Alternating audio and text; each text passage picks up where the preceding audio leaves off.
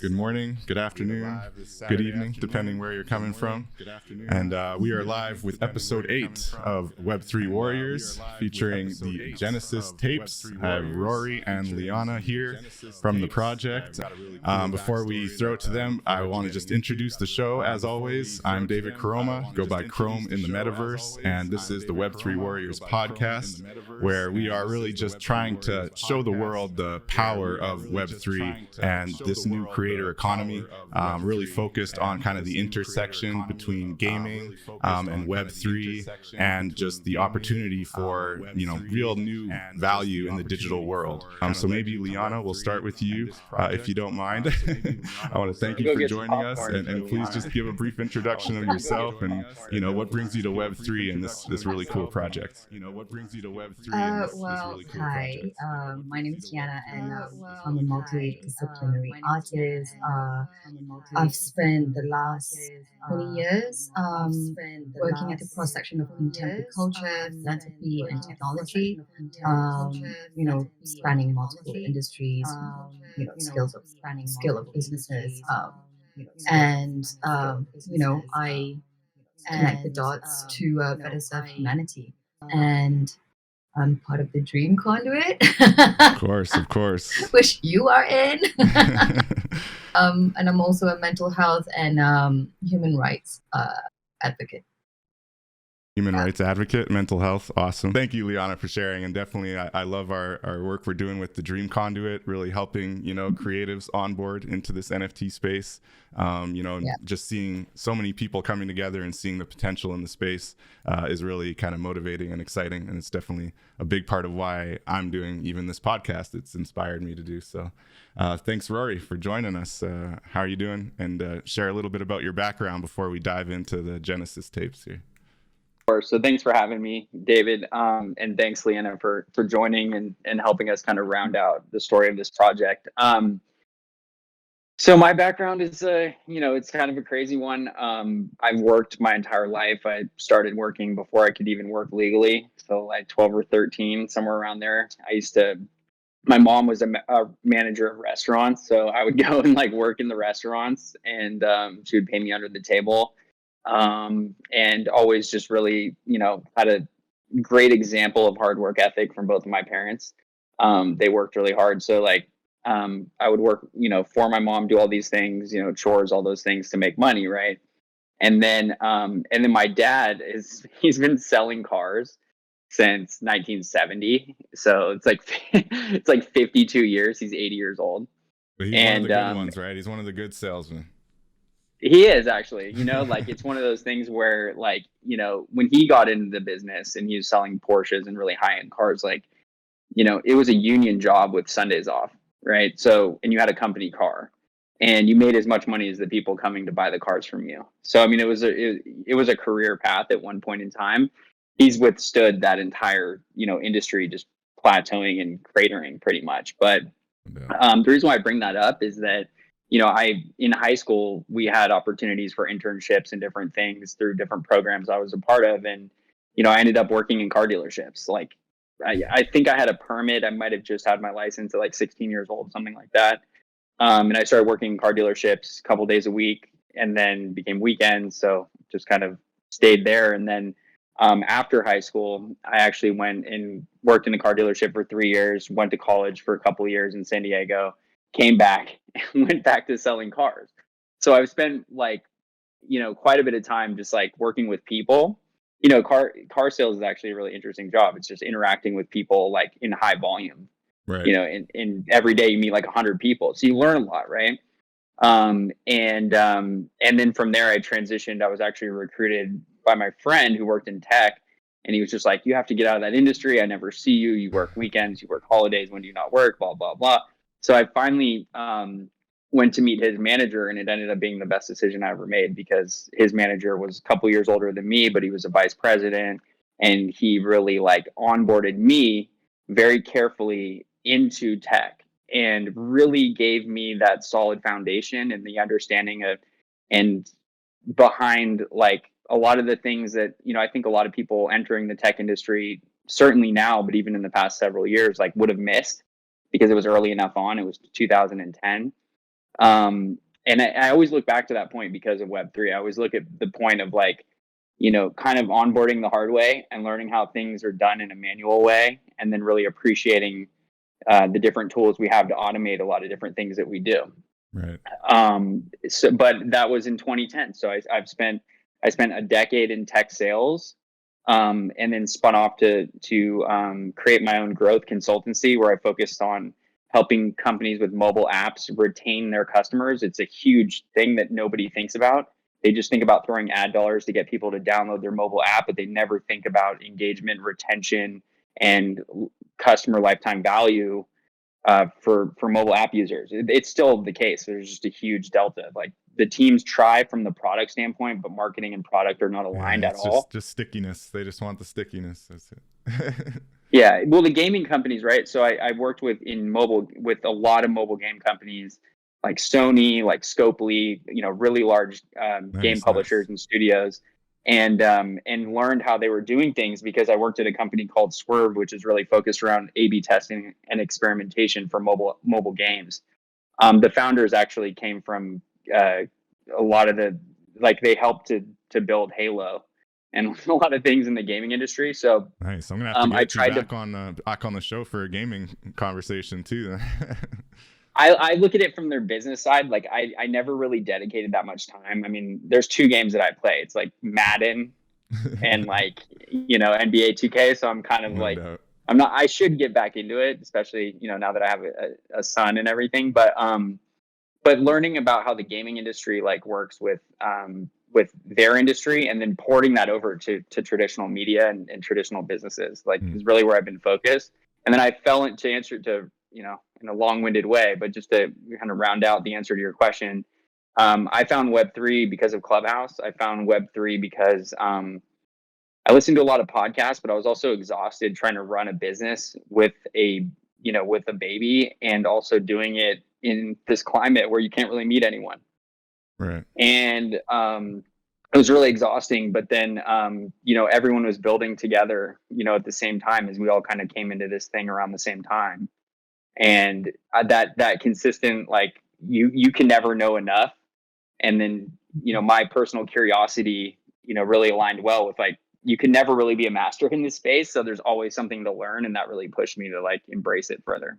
No doubt. Yeah. Well, I got to give Clubhouse some credit for me as well. Like I was loosely aware of the metaverse and the concepts, but it wasn't until I got the real education in those NFT rooms and the NFTs.tips and other NFT spaces, that helped me really find that motivation. So yeah, no, it's exciting. And I think coming from a gaming understanding, it just kind of gives you a different perspective on the whole digital landscape as well, or even just Web2 traditional, even that marketing in that space as well, So maybe we'll start just from the beginning. Like, how did the idea for the Genesis tapes come up? And, maybe walk us through. I know it's been a bit of a process. It wasn't initially going to be, a generative NFT collection in the same vein as what you've done now, right? So maybe just speak a little bit on the creative process of how you came to, land on this project and what the pitch is, like what the end goal is for the Genesis tapes. Yeah. I'll start there, and then I can kind of hand it to Lianna when we kind of get to that point, because Lianna's been really instrumental in like helping round out like the purpose and mission behind the project. But really, it started with I think just a really strong purpose in general, because I grew up in Marin County, which is just a few miles north of the Golden Gate Bridge, and it's actually how I fell into the technology industry. It was because of proximity. And I'm very fortunate to have grown up in this area. There's just a lot of things and innovation and natural beauty just surrounding the San Francisco Bay Area. But I don't know if there's anywhere nicer than Marin County in the Bay Area, at least. And it's just a really wonderful place. And in growing up there, we were just really influenced by hip hop culture. And the reason for that is that there's just a really big like hustle culture. It's part of the innovation in the San Francisco Bay Area, is really just like hustle and grit. And there were a couple rappers from, the Bay Area, like Too Short from Oakland or E40 from Vallejo, or even Mac Dre from Vallejo. And then there's other generations that followed, that really like push their music through the entire Bay Area through a circuit. And we all had this music in our hands because they would either come, or when they got bigger, they had, you know, promo teams that would actually come to our high school, meet us at the local mall, and like distribute these tapes. And then it was CDs after that.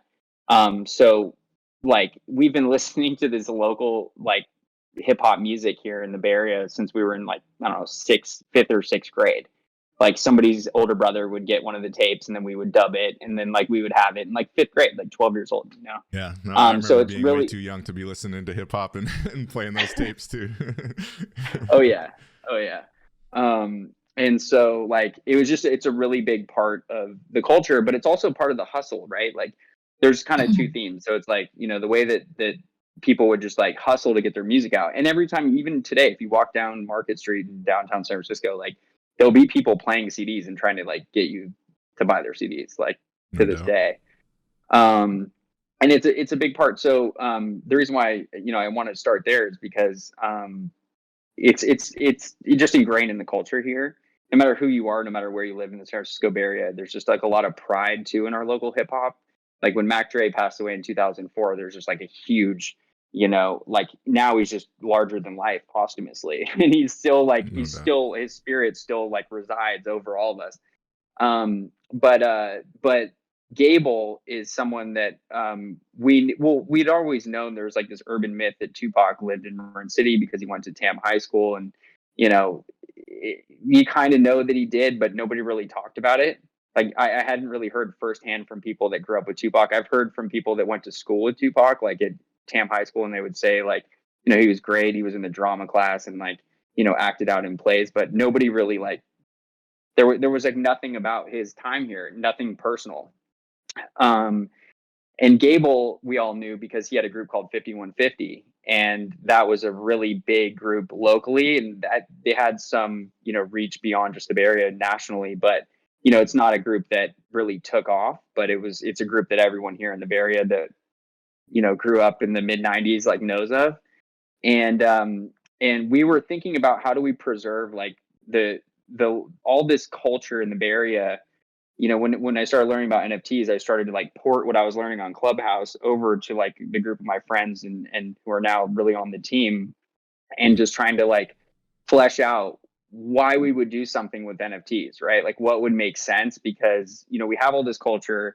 You have people like G-Eazy, right? G-Eazy is a rapper, and, you know, he's really big, but like his coined term is like from the Bay to the universe, right? Because it's like he's still like has so much pride and like in being from the Bay Area, even though he's, you know, lives in Los Angeles, and he's like pretty big deal for sure.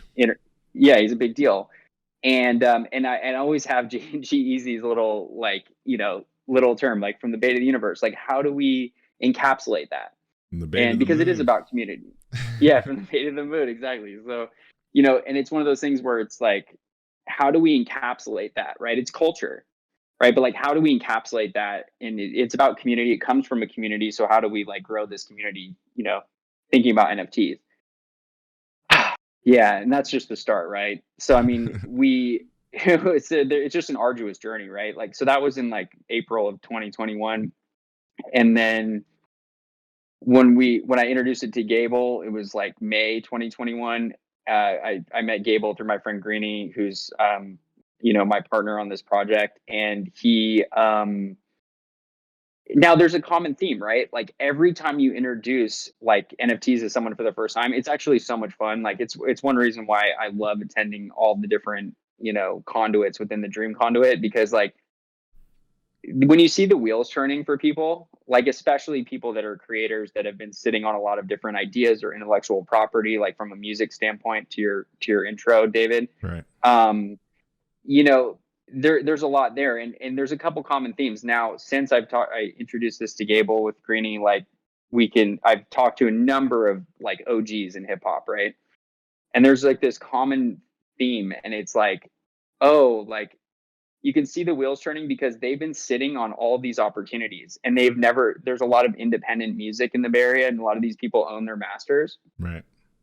And they haven't sold like a lot of music, right? They look around and they see their peers that have made 7 figures through and through, and they just haven't, because they wanted control and ownership and independence. Right. And now when they learn about Web3, it's like, and that's kind of the same thing that Gable kind of came with, you know. He really lit up around it. And then he had been sitting on this story where, you know, he produced Tupac's first song in a professional studio. That's why you know, Gable was Tupac's first producer, because he was his first producer in a professional studio environment, not his first DJ, right, you know, or anything else, but he was his first DJ on the West Coast in California.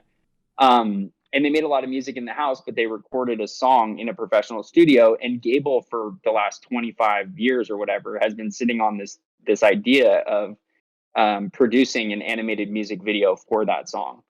So that's like the, you know, the genesis of the Genesis tapes. Like that was like what we were gonna do, kind of jumping into Web3. Cool, very cool.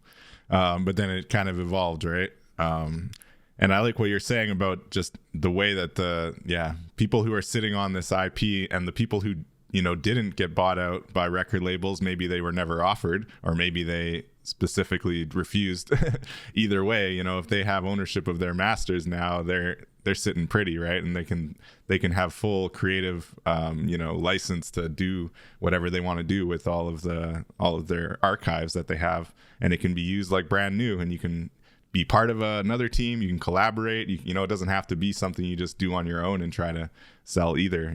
Like so speaking to that, maybe Lianna as well, you can speak to like the collaboration on the team and how you've seen this team evolve. How do you feel that, you know, Genesis Tapes is moving, and where do you see it going in the future?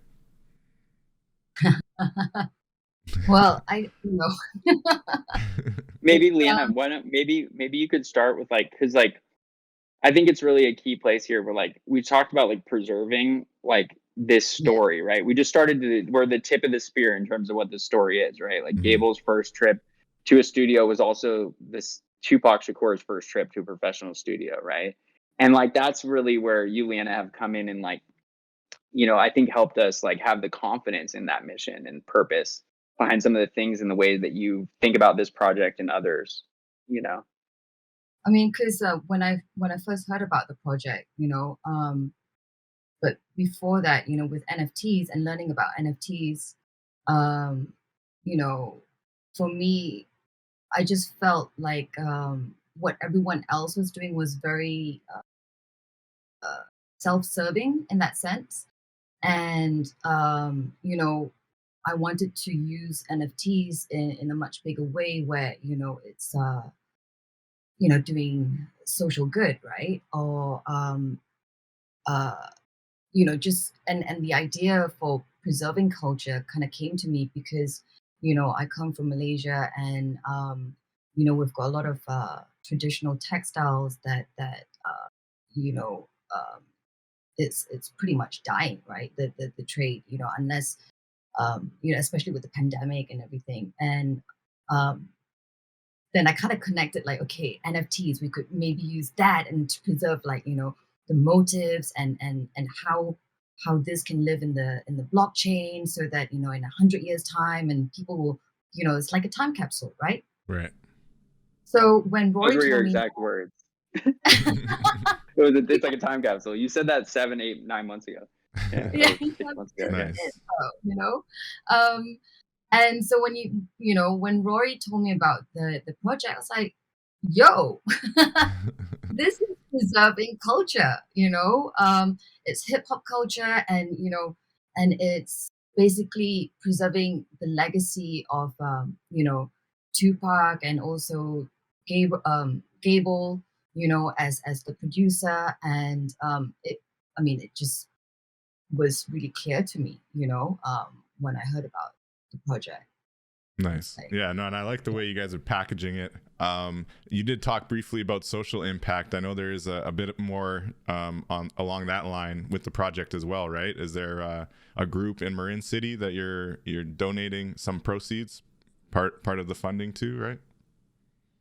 Yeah. So, you know, not to cover too much here, like around the community in Marin City, because it's such a beautiful place. Like, you know, there's something about Marin City that's just very special. It's a very small community. It's just a handful of few thousand people, 5,000 people or something like that. It is no city by any means. It It is a community that sits.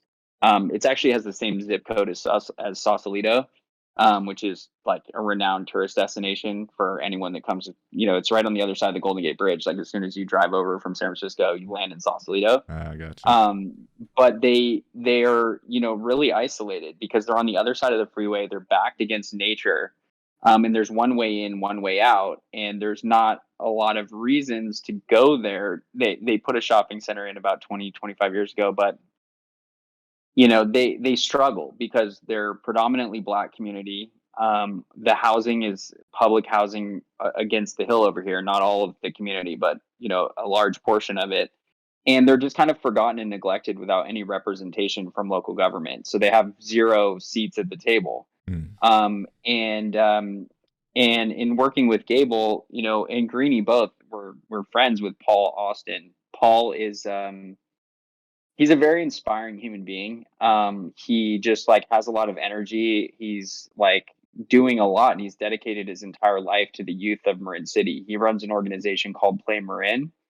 And Play Marin is about giving kids the opportunity to play sports and come together and do a lot of different things and extracurricular activities outside of school.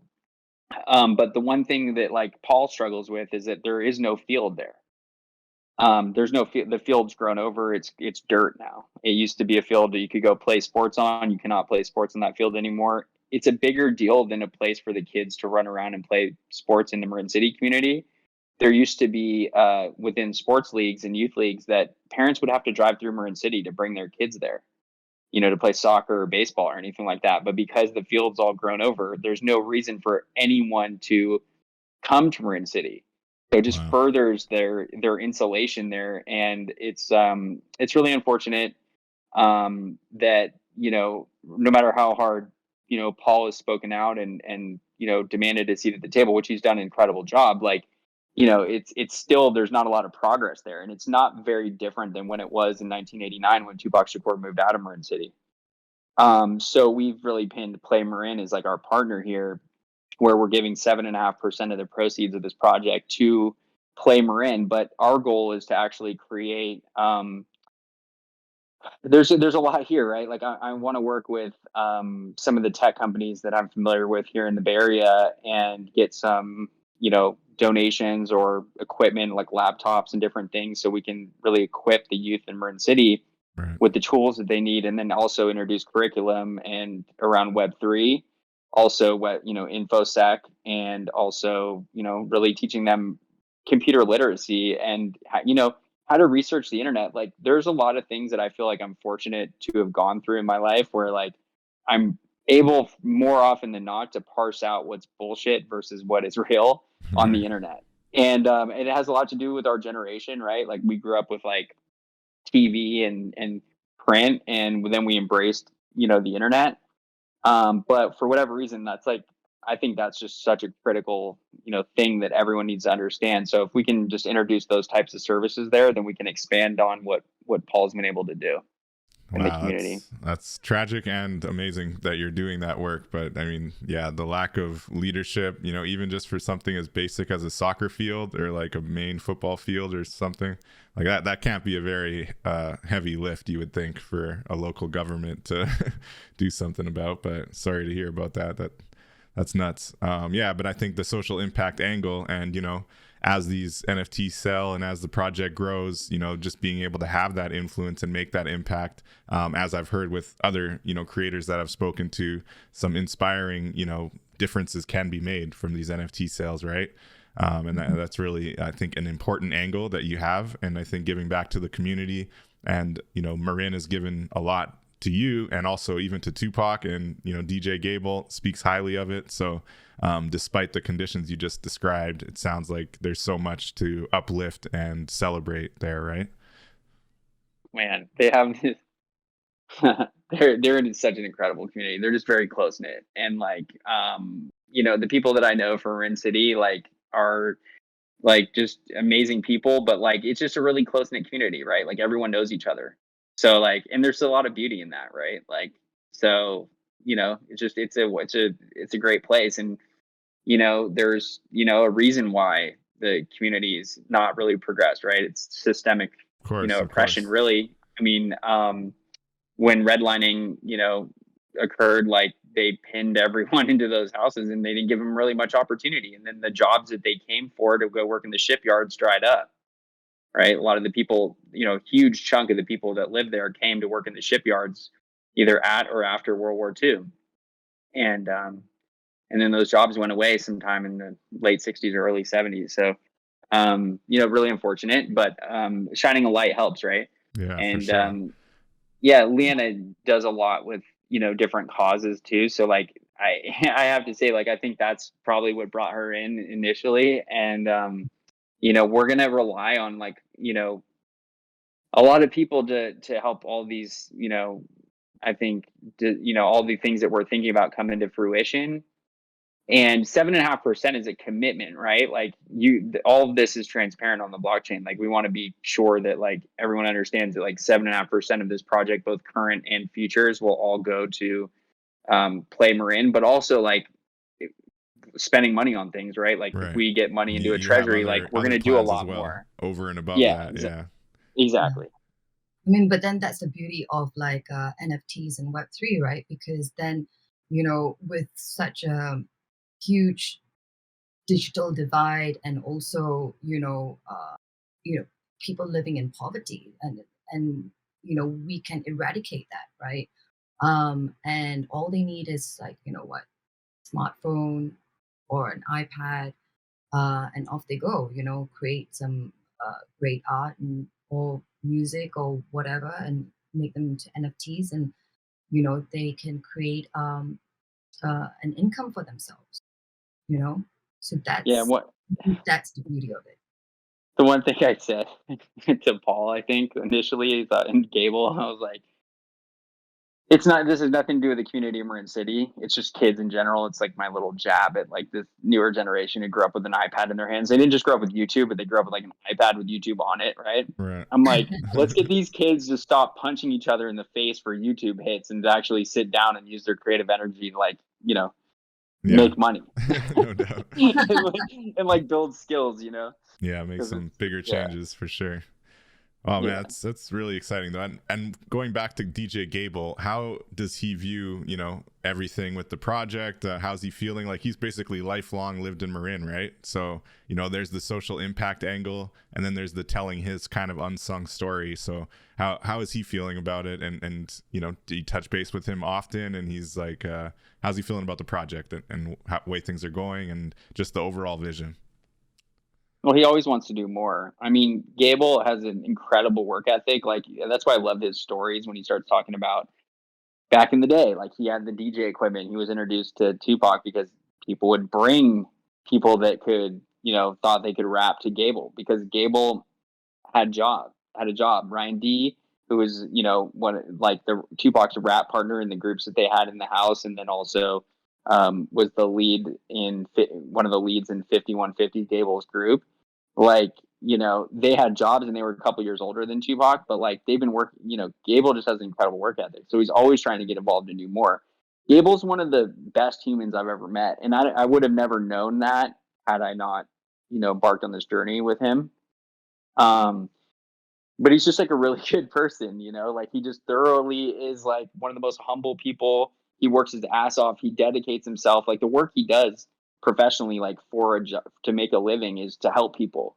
He works in a home with people and like, and make sure they have what they need. Like that's because he cares, like he's an incredible person. I've had tears in my eyes when he tells these stories that you've been in the room for, David, where it's like, I mean, I get like emotional because, he's just such a good person. He's so humble. He told us a story about how like, he had a heart attack.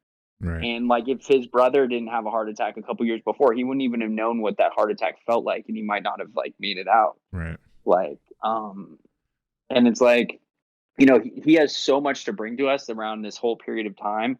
And what Tupac was like Tupac moved to Marin City and was like MC New York. He was like different, his favorite rapper was LL Cool J.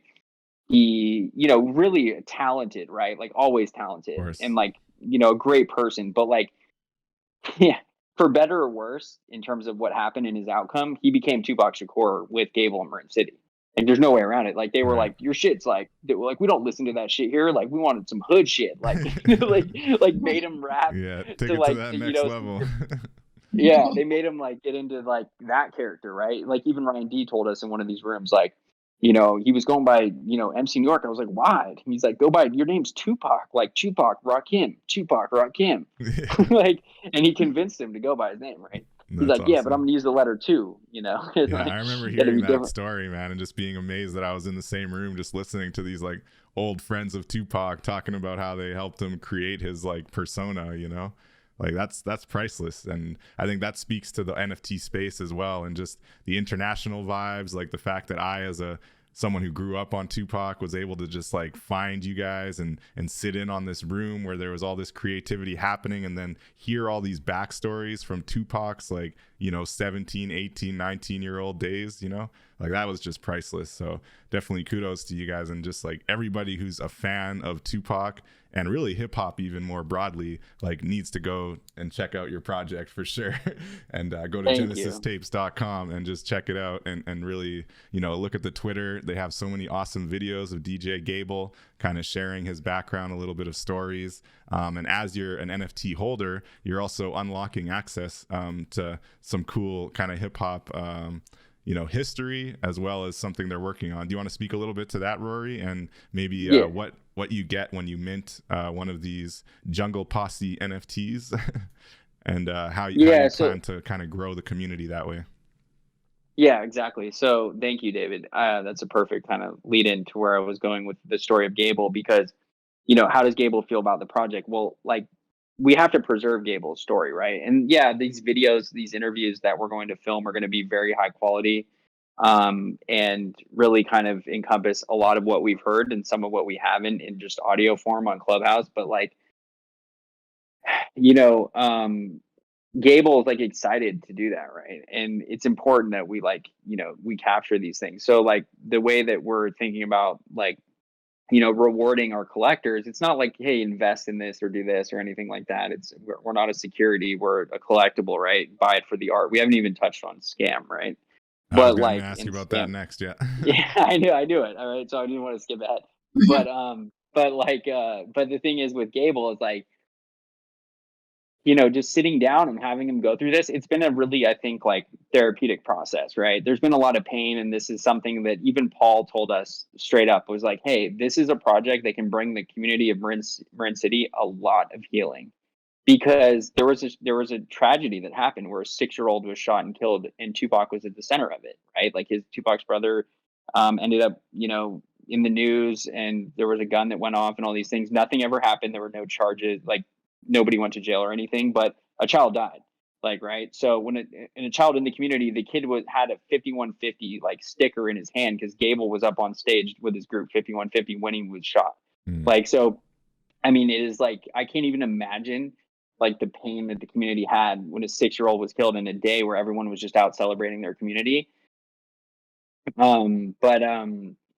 But the thing about that, though, is that like, this project can bring a lot of healing, and a lot of that's going to be like, and it's also the reason why nobody knows these stories. And also, Gable's really humble, so a lot of times people have a lot of questions for us, right? Like, people will go to the estate and try to like talk to the estate, like, do you know who these guys are, and like all these different things, right? Because Gable doesn't go out on a platform. Gable's like doing great work. Like, he's, he had his own group, and he's more proud of the work he did with his group, right? Because he did that all himself. It doesn't include Tupac, right?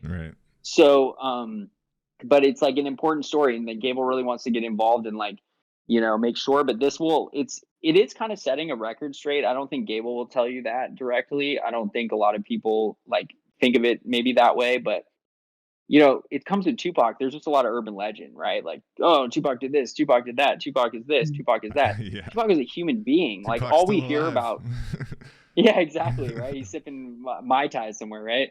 But the thing is, like, he was a human being, and like, that's what we get from Gable. He was like a brother to Gable, and like, Ryan D, knows all these inside things, and like, there's just funny shit. Like, Tupac was hilarious. right? He like driving a car, like he looked goofy driving a car because he's from the East Coast and he didn't even drive. He bought a car when he did juice, right? And he would have his friends drive his car, like because he drove like shit, like you know what I mean. So and so there's just like funny things like that we're like that Gable's excited about, and also the elements that we'll preserve. But when you say around like building community, you know, and I love like Lianna to chime in here because that's where we're at, right? Like this has always been kind of viewed for us as like a proof of concept. Like we didn't play the game of like, let's get a Discord user bots or pay a bunch of people in different places in the world to like come into our Discord and like when moon, you know, Right. when Lambo, GM. And there's a lot of bullshit, right? Like in this space. And I'm sorry to be swearing on your platform, David. It's all good. But the thing here is that like, you know, there's a lot of reasons to be pessimistic, especially around like a PFP project or like, you know, all these different things, but doing it organically gives us a really strong understanding of like, you know, how to approach it. Now we did start with like a lot of provenance, right? Like we started with like the story, we started with these interviews, we started building community around hip hop, Gable, Tupac, the community, Marin City, you know, kind of in that order. And the artwork was kind of secondary.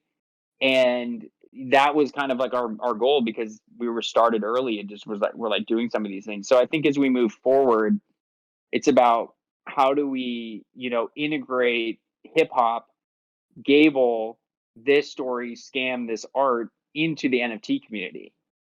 And that's kind of where, you know, I think like even more so, right, than what we've ever done. It's just really like, you know, maybe more powerful messaging, maybe different ways to rally the community in a positive way. Mm-hmm. You know, there's so much negativity right now, and there's just so many reasons to get burned out. There's so many reasons to just throw up your hands. In this, I've been in this sports card kind of collectibles game off and on my whole life, and like they call it cardboard rich, right? Now people are JPEG rich because it's like there's a lot of people that are just like over leveraged or, you know, at the brink with like with NFTs, and it's kind of a scary time. Mm-hmm. But if we could just create a space that gives people, you know, fun and opportunities to kind of tap in with us, you know, I think that's the goal of how we grow this thing. There's a lot of reward for hip hop heads like myself, right?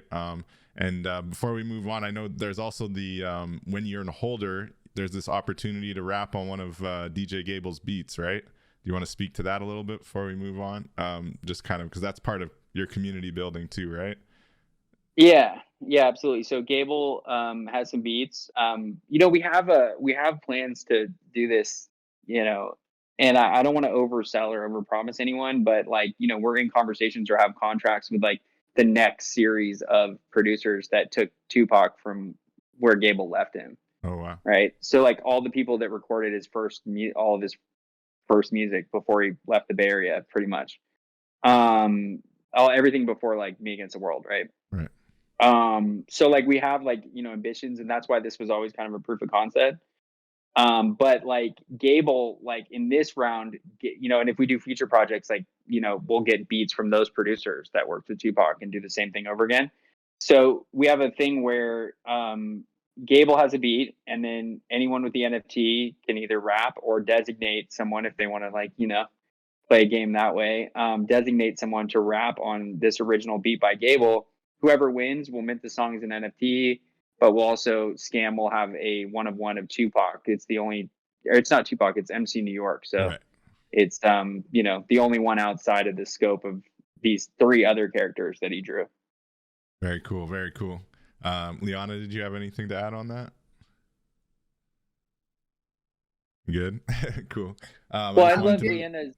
I'm like, I don't know whether we can. Well, you know, like, because we're talking Web3, you know, David, I thought this is a great opportunity maybe to have, like, you know, like what I just touched on, and maybe not expand on it too much, but like, you know, that's where we are. So it's a good opportunity to just be transparent and like talk about some of the things that people involved in projects might go through, right? Yeah. And for us right now, it's like, you know, we've really been selling hip hop, and we've been doing it in a way that cultivates like community, but also audiences, right? Like sure. we're kind of in this world right now where it's Web 2.5, and you know, we're inching more and more toward Web3 all the time. But a lot of what we're doing is like Web 2.5. So like some of, what we've been doing reflects that, because it's like, there's different things. But like, I'd love, Lianna, your thoughts on like, when it comes to different things, like how we approach this being Web3 when you talk about community, right? Like, maybe more deliberate programming, right? When we start talking about things and doing things on Twitter Spaces or Clubhouse or Twitch, for example. But like, do you have anything you want to share before we just quickly move Well, I on? mean, touching on community, I think, with any project, right? Like it's you've got to give some value back to the community. I mean, and it's not just in the unlockable or the NFT. It's really building that and cultivating a humanity first community and culture where not to say everyone like lives happily ever after, right?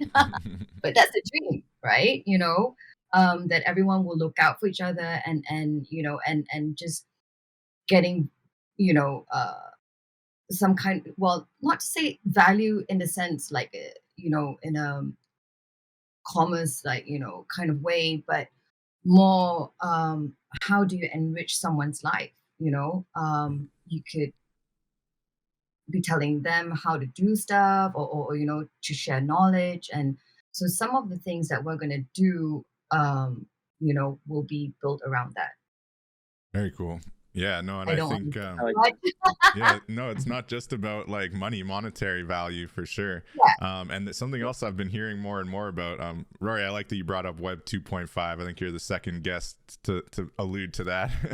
So looking at Web 2, looking at Web 2 being kind of social media, YouTube, Facebook, etc., and Web 3 being the blockchain powered metaverse, new level of digital ownership. In between is this kind of transition process, right? And that's kind of your Web 2.5 that you're alluding to, where a lot of people just don't maybe fully grasp the ramifications or the benefits of Web 3 yet. And so you kind of have to pitch it to them in an almost Web 2 kind of way, right? And try to onboard them as best as you can, maybe. But to your other point about like kind of growing that community, obviously the ideal when you're looking at these generative projects is to have, everyone wants to buy it right away and there's all this demand and everyone's fighting over their NFT, right? But on the flip side, there is something to be said about finding the right collectors. And I do think that that's something that's becoming a more common kind of strategy even. And it's not as sexy because it doesn't sell out right away and you become overnight millionaires or whatever.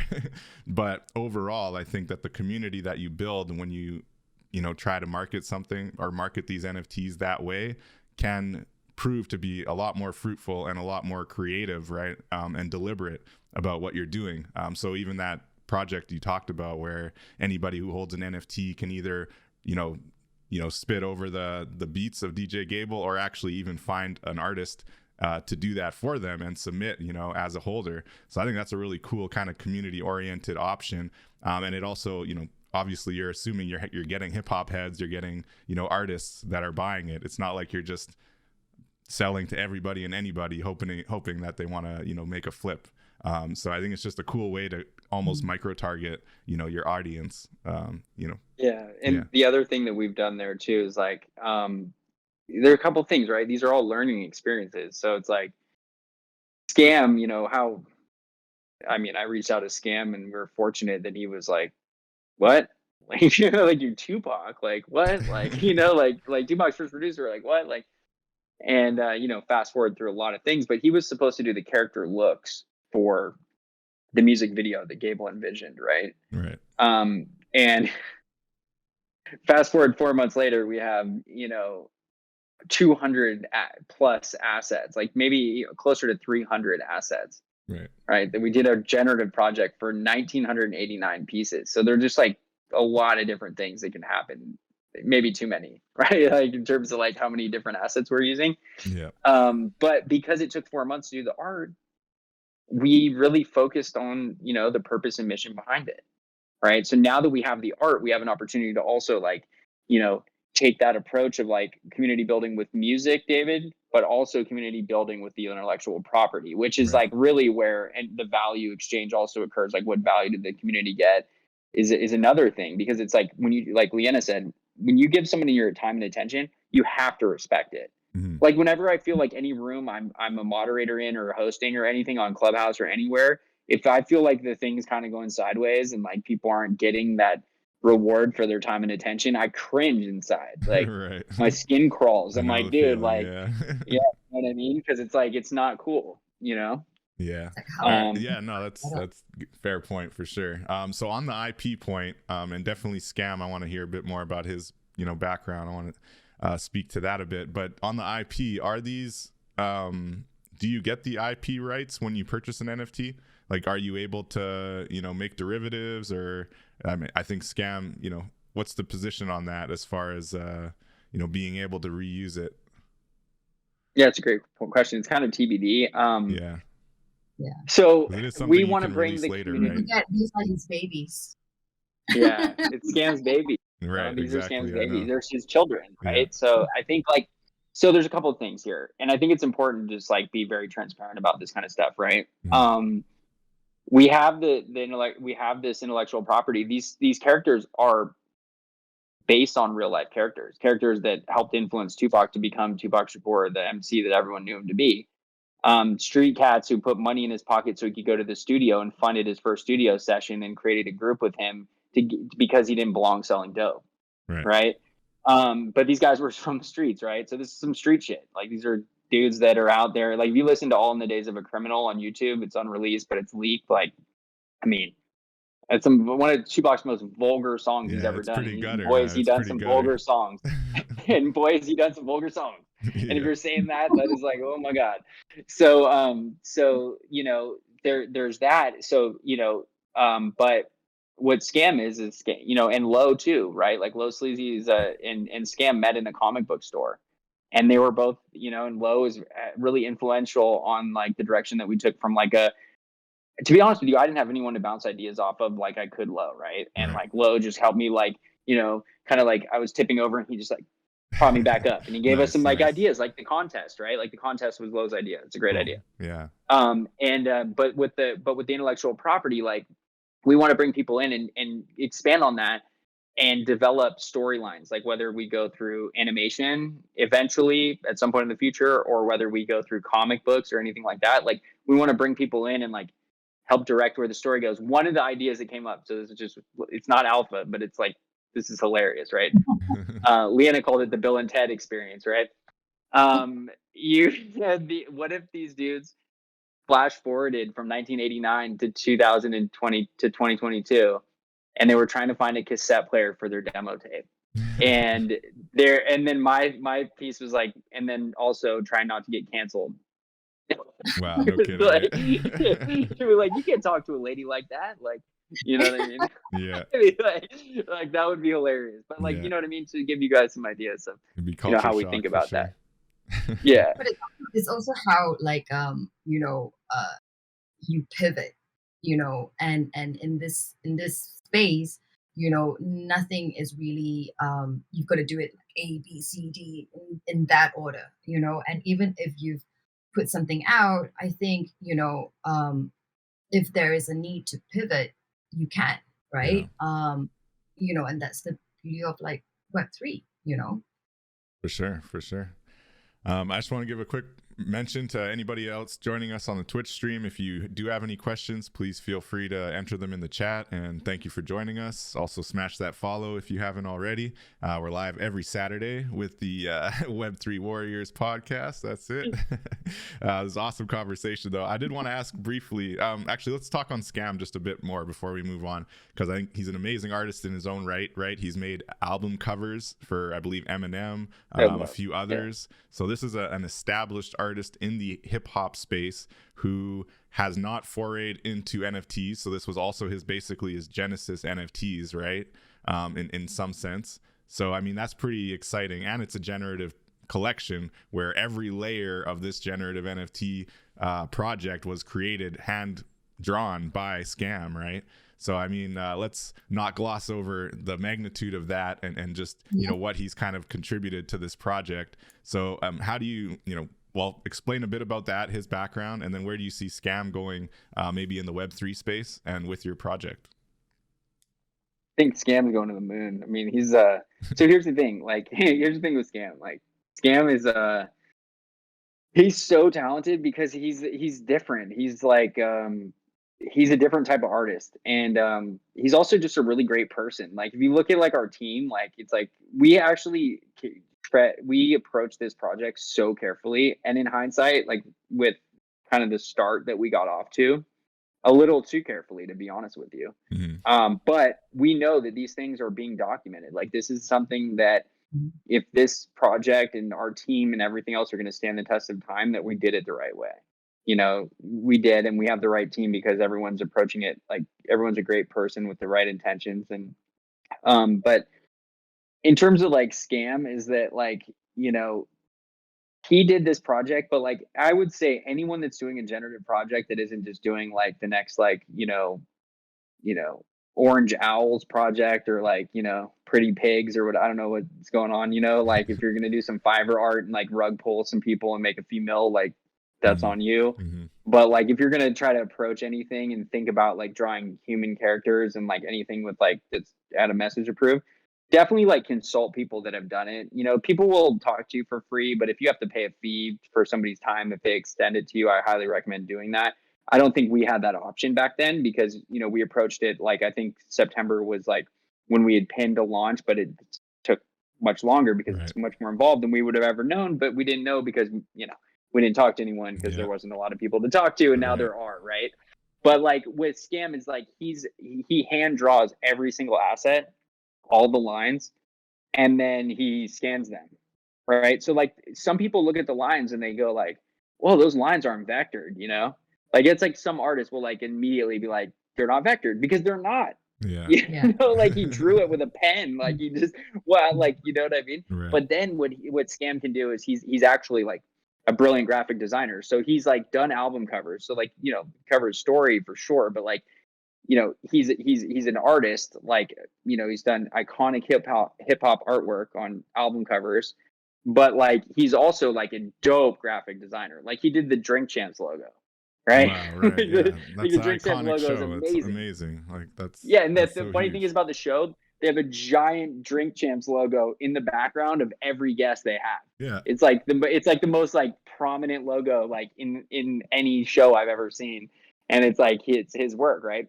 But like but yeah, I think like there's a lot of work that needs to be done on these types of things, right? Like you know, it's scanning it, but it's also like you can plan in advance like what himself, you know.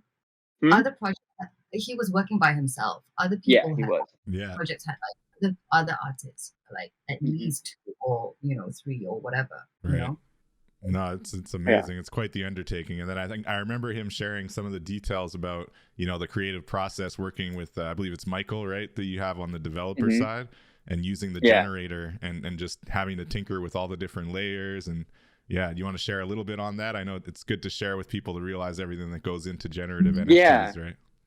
Yeah, and Michael was our resident expert who had done a whopping number of 1 generative project before he connected with it. But like that one might as well have been like 400 because Michael's like super thorough. And the patience of Michael Bonner is by far like it exceeds like preschool teachers. Like, I mean, it's like, you know, like we're going through contracts and he's just super thorough, one of the best people as well. But like with him and Scam kind of figuring it out like they did, but like, you know, there's a gap, right? Like there's QA, there's quality control, there's quality assurance, there's all those things that go into any business when you develop a product, right? But it disproportionately fell on Scam. And it's not because I didn't try, it's just that every time I did, and I did talk to Scam all the time, like we worked on this together and I helped as much as I could. But like when it comes to like him explaining to me where he's at, he probably could have just moved on in the next phase. So it becomes that point where you like educate people or you just do it yourself. It's like one of those things. So he ended up doing a lot of it himself. But like we had a generator which is just based on a spreadsheet. And like, but here's the thing. Here's the coolest part about this, which Michael, I'm sure, just was such a pain for him. We minted one, like we generated the first set, right? And we're in a lot of different backgrounds and different things. But then we got one of the layers wrong. So like the hair was kind of like over the glasses or something. Like it didn't look right. We couldn't use it. We scrapped it. The second one, we moved one of the columns, but moved it to the wrong column, so the percentages were off. So like all of them had a 10 or something. It was like ridiculous. And but the thing is, we got to do it 3 times. So the third time we did it, we were able to control everything, and Scam added 55 additional backgrounds, Nice. like on the last mint. So like going through that process, like give yourself, the only recommendation I have is give yourself enough time. I don't care if give yourself 6 months. Like I was talking to All City, who has Family Tees that drops on March 25th. Right. And they had other things. They hit hiccups. They were going to do a different project. They've hit all these things. They've been in this doing theirs as long as we've been doing ours, and they haven't even dropped yet. Right. So like, but they're doing it the right way. They have they're super solid team. Right. But like that's the thing, right? Like give yourself 6 to 8 months. Like don't give yourself 6 weeks like we did initially. Yeah. You know, for these types of things. Deadlines are never good. No, they're not. Yeah. Cool. Yeah, man, because he basically deconstructed like the whole thing and just put it together, you know, and really tried to figure everything out himself. Like oh, and then if I did this, and then like. And it was like his first foray into Web3 too, right? So it's all just breaking ground, and it's amazing, man. What he came up with is beautiful. Man. I love mine. I love the different pieces. I love the assets, the different chains, necklaces. It's sick, man. Definitely impressive. So looking at what you were talking about with the animated video that you were kind of thinking of doing initially, like that would have been more of a situation where it was almost a 1-of-1 or like a limited edition NFT, right, that you would sell. What do you think about the kind of contrast between some people saying, you know, we should just focus on the 1-of-1 artists versus the generative NFT projects? Do you see like a reason to kind of have that contrast, or do you think that, you know, both kind of have their place? Do you have any strong feelings on that? Like, have you thought about, like, in the future as the Genesis Tapes looks to expand, are you going to stick with generative projects, or are you open to kind of 1-of-1 pieces as well? I talk to Lianna about this quite often because you know, there's a lot of challenges right now, right? Like there's growing pains in this space. This space is going to be what it is for quite some time, I think. And, you know, you've got a couple things here. You've got people come in here to this space like, hey, I heard people made money, right? Somebody said it on a Twitter space the other day, like, hey, like, you know, somebody's driving an Uber and one of the guys says, hey, I made $3,000 in a week. I made 600 in a weekend. I made 6,000 in a month. Like, you're making $3,500 a month, spending a lot of time working for, you know, for Uber, right? Right. Like, you know, you hear about it, you come in, and what's going on here? You know, coming in here, you're going to get ripped off so fast, right? But like, but there's that promise that people like. They think that there's a promise here. It's like the land of opportunity. It's just like the gold rush and everything else. They think when they come up here that they're just gonna, you know, mine something. And that is bringing a lot of capital in. But what happens is, the capital that's still here investing in it gets sucked out by projects, right? Like the Pixel One project, like, you know, that money is probably gone, right? Like $72 million just like ripped out of the space. I mean, that takes a long time to recover. So, but it's where all the attention is, right? So the reason why I think it's important that money is getting sucked out of the space is because when things were all done by us in this community and we were supporting each other and they were generative or whatever, it didn't matter because that money would trickle down to 1-of-1 artists, and it's just not anymore. Right. It's just not. I don't see it. I think 1-of-1 art is the future, but I just don't know when that transition is going to take place because right now I see 1-of-1 artists creating editions in different ways to scale their art so that they can participate. Like, you know, Tayo Damn Shoes, like with Eco Babes. Eco Babes is a dope project, right? Like, and then it went from like 1-of-1 to like now there's a 5,000 in the middle of it. There's a 5,000 generative piece because you kind of have to. Yeah, I can see it. And if you want to do community building, it's interesting. And when I look at it from a collector standpoint, it's like 1-of-1s are your long-term investment. And if you're looking at it as an investment at all, and you're not just collecting it because you want to support that artist, which is also a valid reason to collect. But looking at it long-term investment, 1-of-1s are kind of, I don't think you should be looking for, you know, quick flips on that kind of stuff. Whereas when it comes to the NFT generative collection, like you said, there's so much of that hype and like people just, like you say, gold rush mentality coming into the space and wanting to find the next big project. And it almost seems like just a really, like, penny stocks is one really bad example that I've heard, you know, compared to, where they think, you know, they can just come in, buy a big batch and hopefully it goes to the moon within a week or something like that. And that's definitely not realistic for one, or healthy overall, I think, for the space.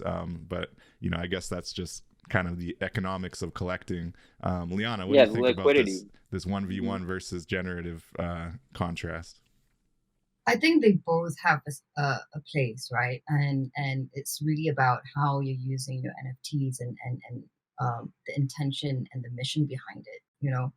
And yeah, I mean, I agree with your thoughts and stuff. But you know, which is why, like, you know, with the mainstream media, all they're reporting right now is like, okay, how much this, you know, this project has made and da da da.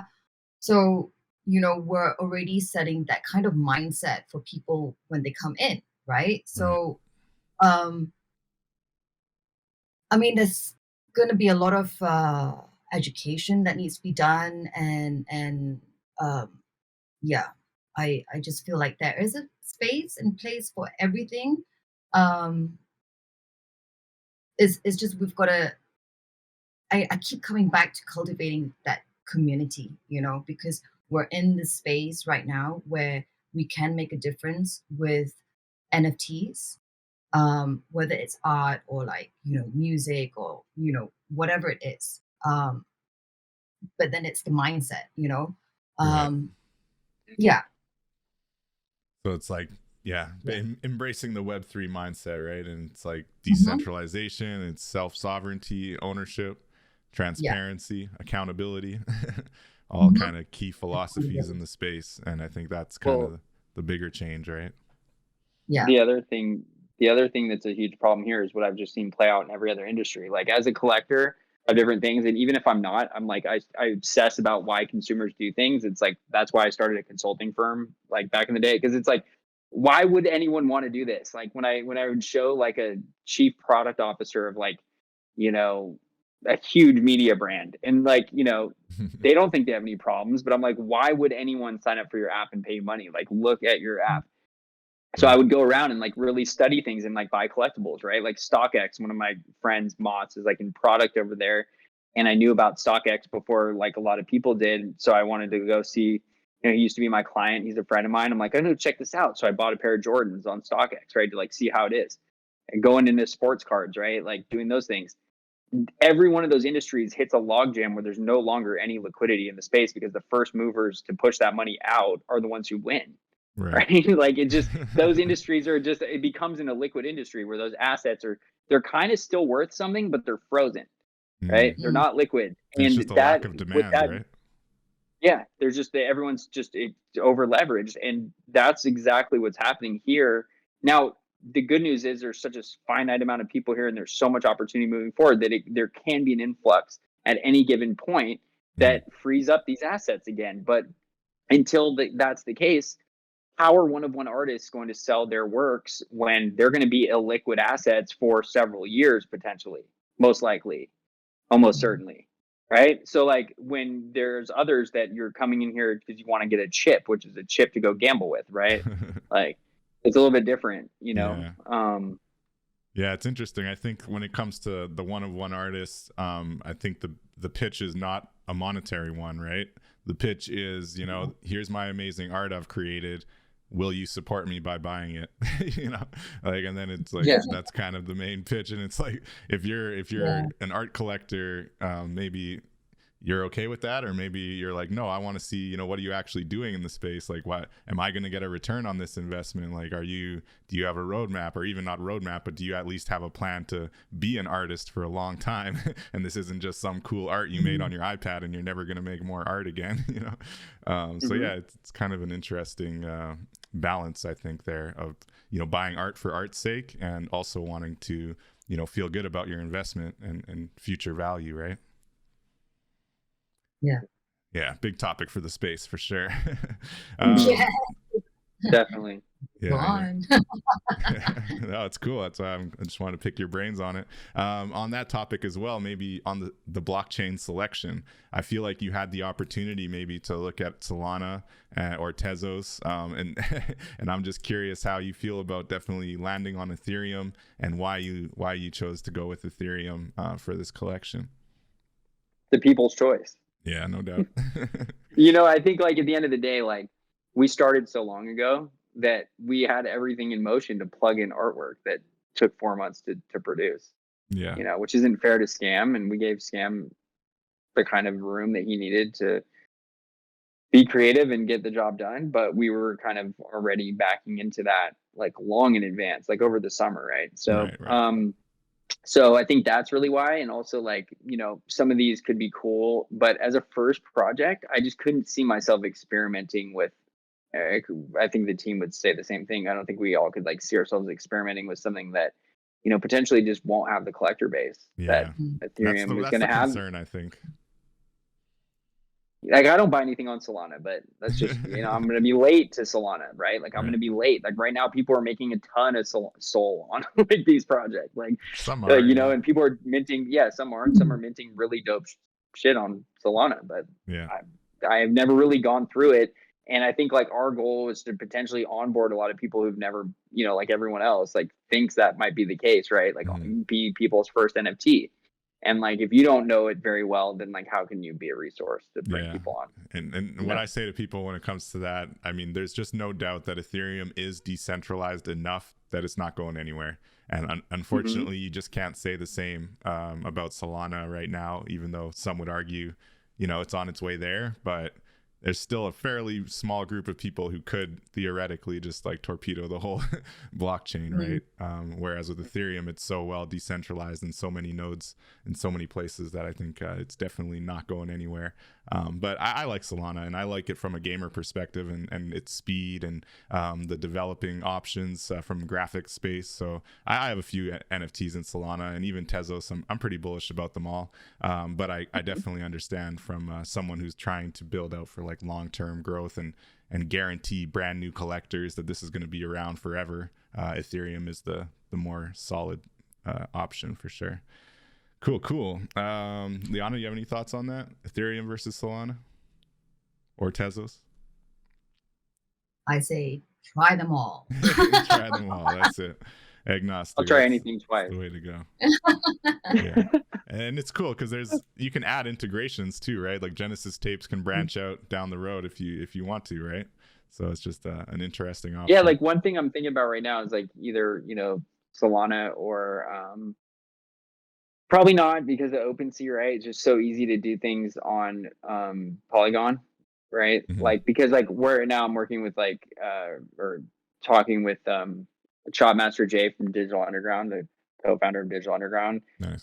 They have like a new music project that's coming out. We're thinking about how do we pay homage and potentially distribute NFTs as just like to announce that this group is here, and maybe give them away, maybe build community with them, or distribute them. And that's what I'm exploring now. So for these like low risk situations, like I'm always trying, I'm definitely going to get off of Ethereum, right? Cool. It's like, you know what I mean? Because it's like, see what's happening, you don't need the really guarantee. It's all going in the right direction. At least those three main chains, like Tezos, I think they're suffering because they don't really have that heavy of a DeFi space. And so I think their coin value, I don't know how much it's going to go up, but, Solana definitely seems to be kind of following the trajectory of Ethereum as long as things continue to grow. So I think it's exciting just to see what's happening. But Ethereum is the tried and true, and definitely an awesome option. And I think you guys went the right route with that for sure. So just looking at that and what we just talked about with one of ones versus generatives, on the topic of just like hip hop in Web3 and where you see things going, how do you feel like an hip hop artist? Maybe it'll depend if you're a rapper versus a producer, but what do you think's the best way for a hip hop artist to kind of get their first foray into the space? We'll start with Lianna and then go to Rory. What do you think? I know you got some creative options. Yeah, come to the Dream Conduit. I'll tell you then. There you go. Come to the Dream Conduit Right. It's a learning process. Exactly. You Yeah. know. Well, I guess it depends. It really depends on like, you know, I want to say like, you know, the body of work. And putting my dream conduit hat on. Yeah, your curation hat on for sure. And it definitely does depend. Yeah. I just thought if you Yeah. know, just what you've seen or what what you think, because I think there's a lot of hip hop artists and people, even musicians more broadly, that just don't, all they look at is like, how do I sell my music? But they're not looking at maybe some other opportunities too. I mean, yeah, so there's music. I mean, if we're talking about hip hop, and then, you know, there's other elements of hip hop as well, right? You know, so I think it's more about, you know, how do you uh maybe collaborate, you know, with someone else to bring the whole element of like, you know, what encompasses like hip hop, you know, for people, right? The whole culture, you know, Right. and just you know, the music is a part of it, but there's also other elements that are equally as important. Yeah, just kind of plug in, right? Like it's just the culture is so prevalent, but at the same time, looking at the space, I think there's just so much opportunity, whether it's performing in the metaverse, whether it's, you know, like you say, collaborating with an artist who maybe wants a music bed or whatever the situation might be. It's just ensure that the hip hop culture continues to kind of grow within the space. Is pretty good advice. Just plug in where you can. Start somewhere, right? Come to the Dream Conduit. We'll get you started. That's it. What do you think, Rory?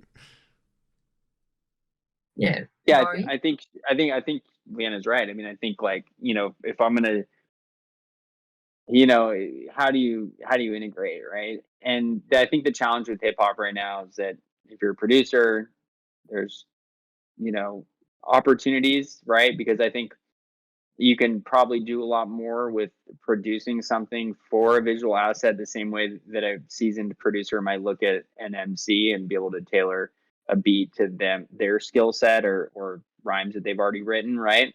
I think there's opportunities to collab in that regard, without, you know, maybe it being a song, right, in a traditional way that they're used to creating.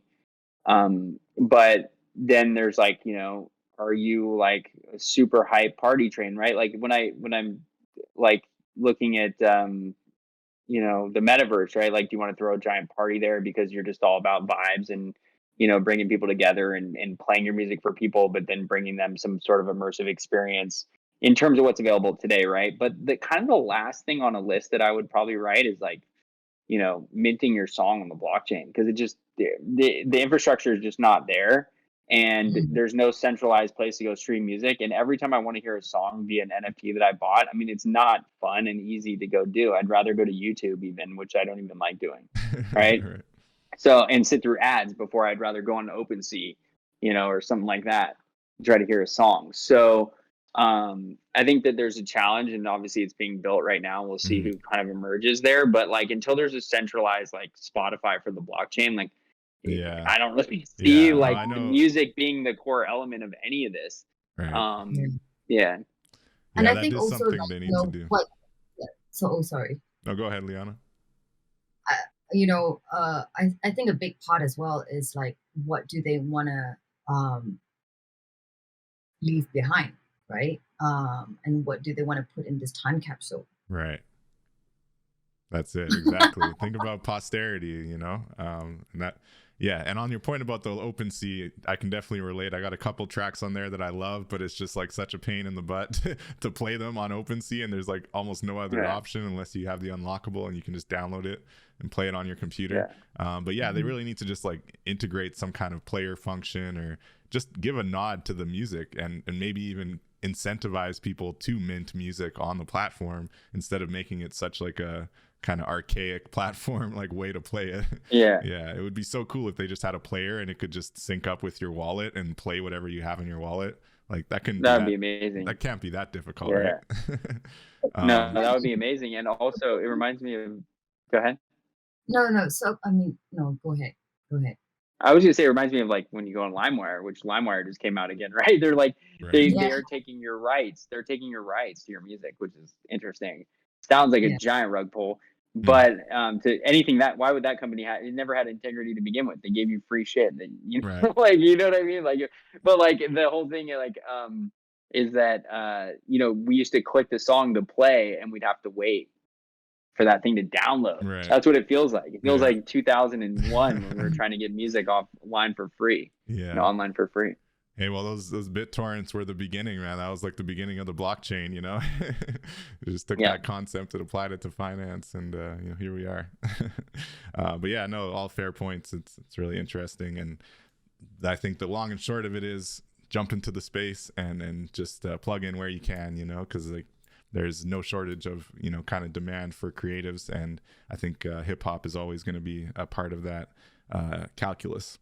All right. Well, again, anyone in the chat who does have any questions, please feel free to ask. We're going to wrap up right away. I just wanted to ask Rory, Lianna, you know, like what's next for the Genesis tapes? What do you guys have on the horizon? And what can we look forward to as we close out here?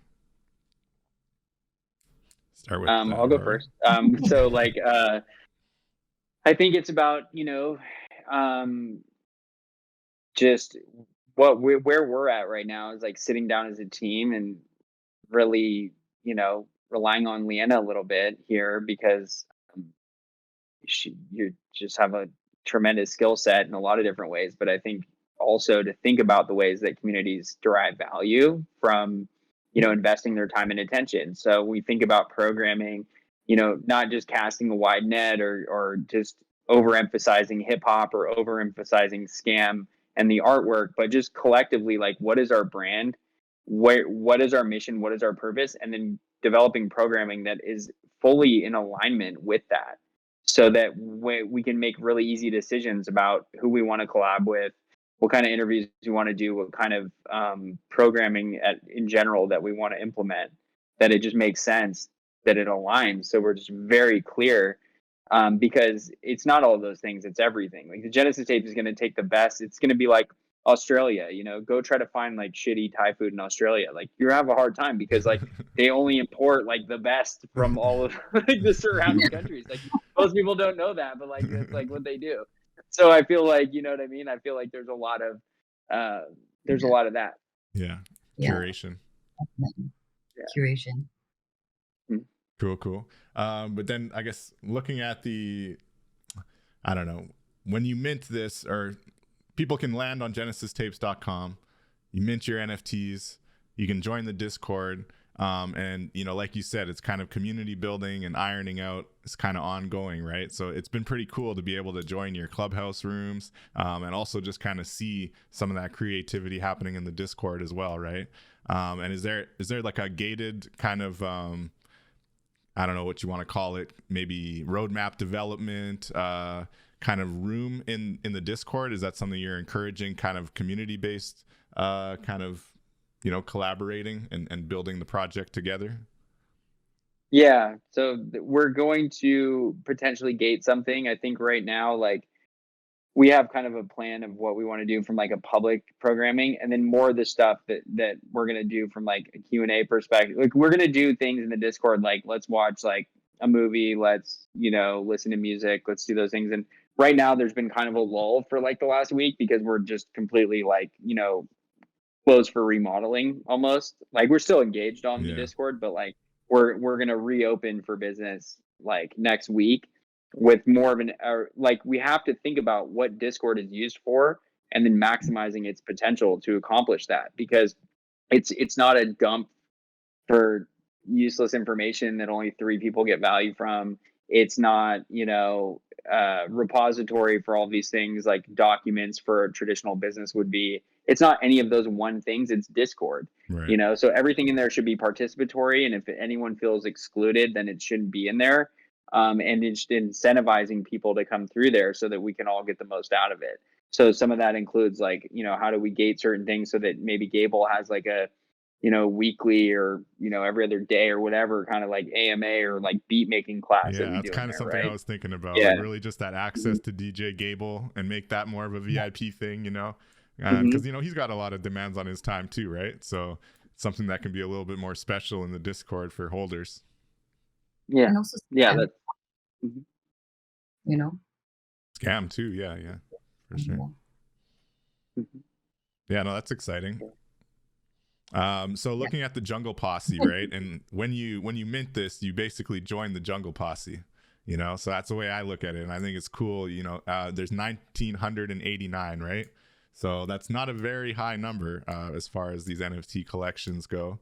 So I think it's going to be really exciting once you guys do mint out and you're looking at, what you want to, well, first you got the investments on the social impact side, which is amazing. And that's going to be really cool to kind of see how that hints the community and grows out from there, but also just being able to build with DJ Gable and kind of go to your next legacy project that you're talking about with speaking to another producer who has also worked with Tupac Shakur.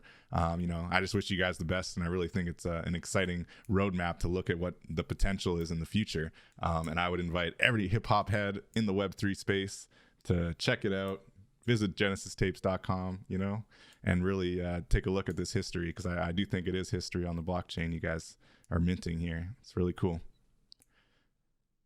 Thank you. Thanks, David. Great opportunity, great chat, and appreciate the platform. Awesome. Well, thanks, man. Last thing to close out that I always ask every guest that we have here, and we'll start with Lianna again, because I know she loves talking. But what do you say to the people out there who are skeptic, especially the creators out there? And Lianna, we talk to people all the time in the Dream Conduit, so it's the easy question, but what do we say to like the people that are skeptical of just kind of jumping into Web3 and sharing their creativity with the Web3 world? Starting with you, Lianna, and then Rory, what's your advice? Just take the leap.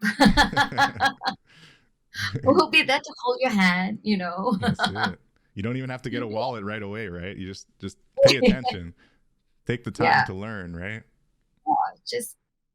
Exactly. Take the leap, take your time, definitely take your time, right? And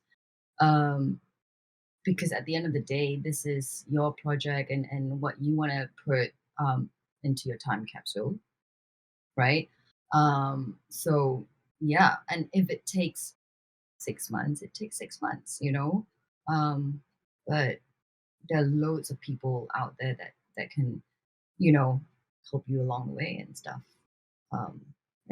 Most definitely. Don't rush the process. Appreciate it, Lianna. And Rory, what do you think to the people who are skeptical or hesitant to jump into Web3? What's your advice or suggestion? Unsubscribe to groupthink, come experience something for yourself. I think there's really something for everyone in Web3. And I think you just have to find your tribe. And how do you do that? You have to be vulnerable. You have to put yourself out there, and you have to humble yourself by understanding that no matter how much expertise you have in any other space and in any other area of your life, that you're starting from scratch.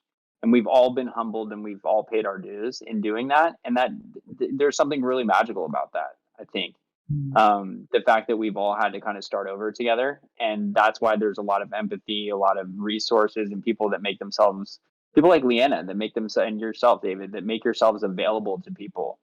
That's what's beautiful about this space. That's what's going to keep it going. That's what the community at large is really, and the ethos is really all about.